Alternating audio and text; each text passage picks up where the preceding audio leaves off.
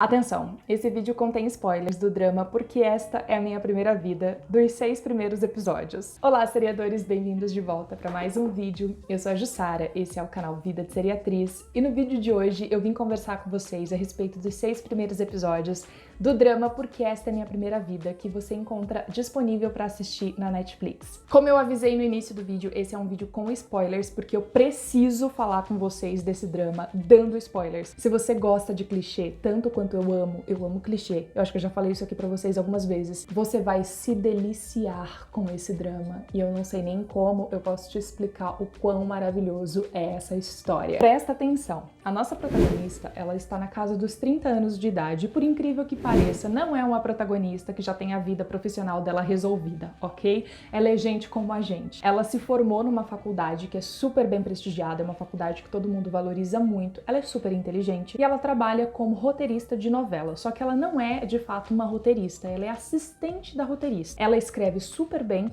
ela sabe exatamente como montar um roteiro, mas ela nunca teve aquela grande chance de poder mostrar o trabalho dela. Sempre tem um urubu em cima da cabeça dela, atrapalhando o crescimento dela. E ela tá passando por várias questões na vida dela que só vão se intensificando e se complicando. Ela trabalhou meses numa novela, quando finalmente ela pode descansar e voltar pra casa, mais uma bomba cai na cabeça dela. Ela retorna pra casa pra descobrir que o irmão dela se casou sem avisar ela, está morando na casa que supostamente é dela, com a esposa que está grávida, e ela vai ter que sair da casa dela.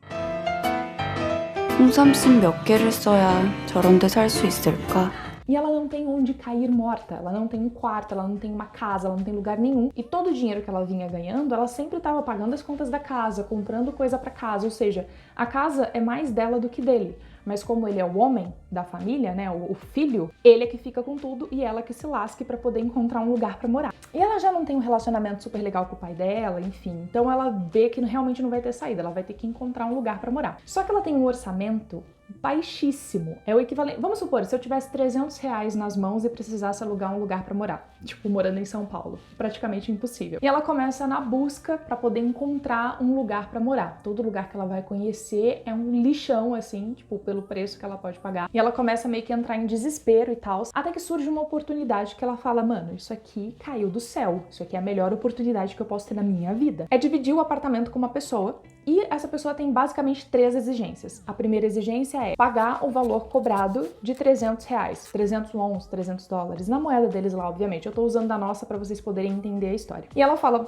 é exatamente o orçamento que eu tenho. Topo, super top. Segunda regra, alimentar o gato da casa. Ela fala, é um gato, lógico que eu vou. É um gato, eu vou alimentar esse gato quantas vezes ele quiser ser alimentado. E a terceira regra, colocar os lixos reciclados para fora. Sempre que for o dia de colocar o reciclado, é responsabilidade do inquilino colocar o reciclado para fora. E ela fala, sucesso, sucesso, ganhei na loteria, o apartamento é maravilhoso, lindíssimo, num local super bacana. Só que ela não conhece o proprietário da casa. Na verdade, ela acha que é uma proprietária, ela acha que é uma mulher, só que ela não conhece porque tudo isso tá acontecendo, toda a organização da mudança dela acontece por intermédio de uma amiga dela. E, tipo, essa amiga do lado dela e o amigo do cara do lado dele. Ele acha que ele vai alugar o apartamento dele pra um cara. Ela acha que está alugando o apartamento de uma moça. 방 구했어?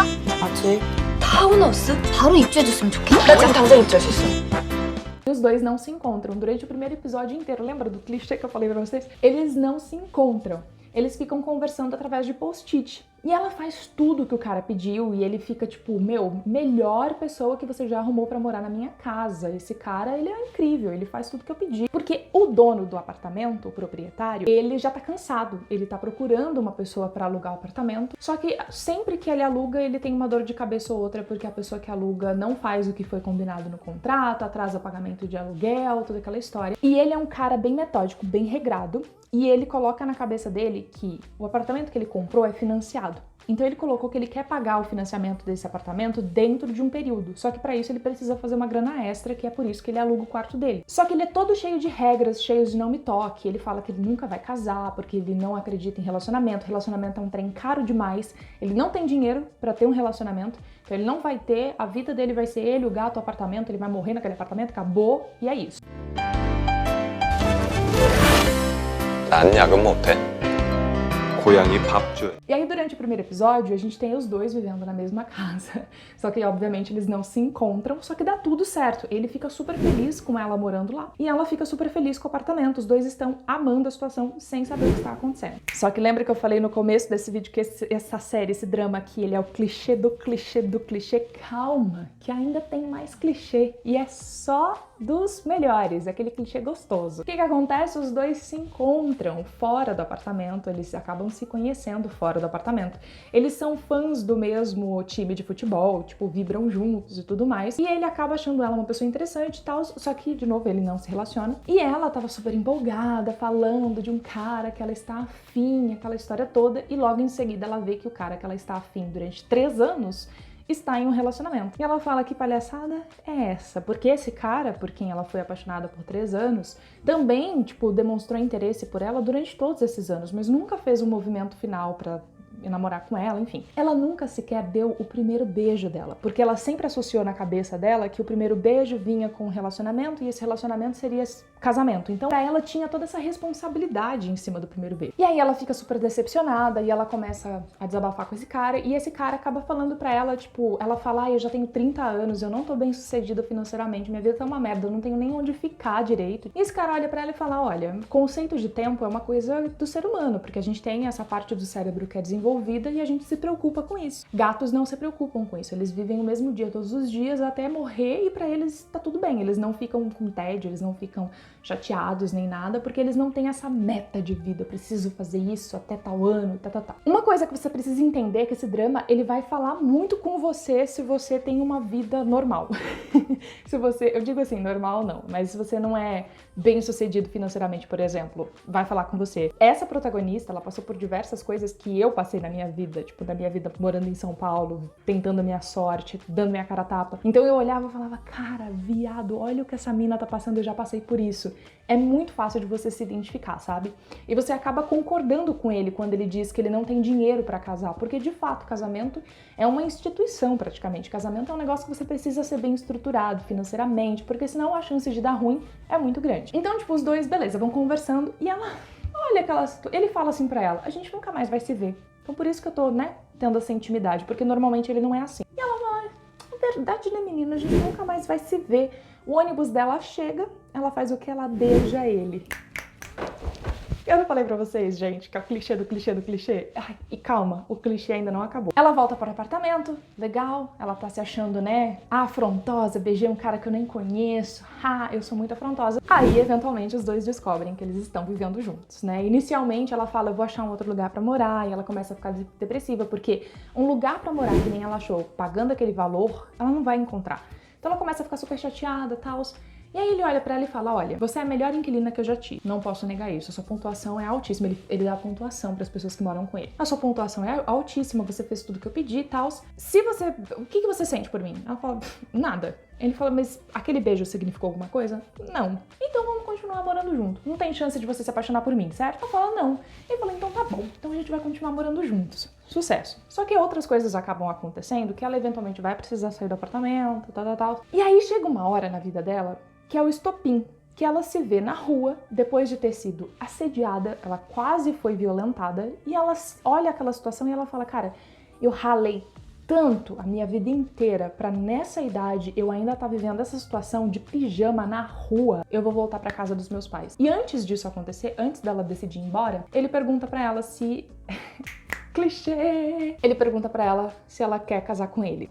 혹시 시간이 좀 되시면 저랑 결혼하시겠습니까? Como assim, Jussara? O cara acabou de falar que não gosta dela, por que ele quer casar com ela? Vou te explicar, calma que eu vou te explicar. O pai dele, mais precisamente falando, é um cara bem rigoroso, não conversa com ele, só fala com ele por intermédio da mãe dele. E ele quer ver o filho casado, custe o que custar. Porque ele acha que já tá na idade, que não faz sentido o cara morar sozinho e tal. E a mãe dele sempre fala pra ele: seu pai vai se separar de mim se você não arrumar uma esposa. E ele convive com essa encheção de saco na cabeça dele todo santo dia, e ele não aguenta mais. Então ele decide que ele vai arrumar uma pessoa pra ele se casar e acabar com esse tormento. Só que quem melhor pra se casar com ele do que ela, que já sabe exatamente como ele é, precisa dele, porque ela precisa daquele quarto pra poder morar, e já aceitou as regras do contrato dele. Tá tudo certo, se ela falar que sim, os dois vão se casar. E aí de início ela fala: não, meu anjo, né? A gente se casa por amor, a gente se casa porque a gente tem sentimento. E aí ela começa a pensar, tal, quando ela se vê naquela situação de eu vou voltar pra casa dos meus pais, eu vou ter que... e ela não se dá bem com o pai dela, tal, eu vou ter que viver sob o mesmo teto do meu pai, no interior, tipo, vivendo uma vida que eu não quero viver. Ou eu posso aceitar casar com esse cara, continuar morando num apartamento que é super legal, pagando uma mixaria por mês e continuando, tipo, na cidade que eu amo. E ela fala, ok, anjão, vamos nos casar. Eu falei pra vocês que vinha mais clichê. Gente, é o clichê do clichê, é muito gostoso, ou é muito bom. Só que aí, ela, depois que os dois se casam, eles passam por algumas coisas e ela acaba vendo que ele é um cara muito legal e tal, e ela começa meio que achar que esse casamento pode dar certo. Só que ele logo dá um banho de água fria nela. E aí, tipo, ele não percebe que ele já tá meio que apaixonado por ela, e ela tá claramente meio apaixonadinha por ele, mas os dois vão começar nessa coisa de gato e rato. E aí, ela, por exemplo, vai começar a receber cantadas de outros caras, tipo, interessados em sair com ela, e ela vai falar, tipo, eu não tenho namorado, e fica aquela... Vocês entendem? Então a história, tipo, o foco central da trama já é muito bom.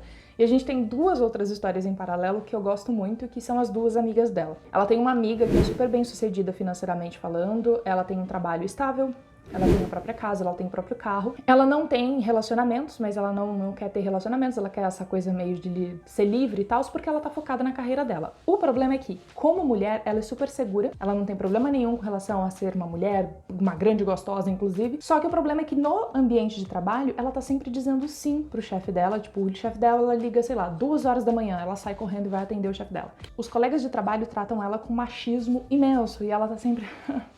muito lindo, tipo, sorrisinho, porque ela acredita que ela precisa fazer isso pra conseguir continuar nesse trabalho e continuar crescendo profissionalmente falando. Só que uma hora ela vai ser confrontada com isso, né? Se é isso realmente que ela quer ser da vida dela pra poder ter dinheiro e tal. E a gente tem uma outra história, que é uma outra amiga da protagonista, que já é uma pessoa que não tem expectativa de fazer dinheiro na vida e de crescer na vida trabalhando, mas ela quer se casar. Ela quer ser dona de casa, ela quer ser mãe, ela quer cuidar dos sogros e tudo mais. E ela está em relacionamento há 7 anos, só que o cara com quem ela está se relacionando ainda é muito jovem e ele tá tentando abrir uma startup, conseguir investidores, a cabeça dele tá voltada pro trabalho. Por mais que eles se amem, porque a gente sabe que os dois se gostam muito, se amam muito, ele não pensa num casamento agora. Então a gente tem esse conflito de interesse entre esses dois relacionamentos. Ela, que precisa se casar, que só vê esse futuro pra ela, e ele, ao mesmo tempo, ele não sente que ele tá preparado pra ter uma família agora, porque ele não tem condições financeiras de ter uma família nesse exato momento. Então a gente tem esse conflito. Então toda a história, gente, 6 episódios, viado. 6 episódios, já aconteceu tudo isso que eu contei pra vocês. É maravilhoso. É só você assistindo realmente pra você entender.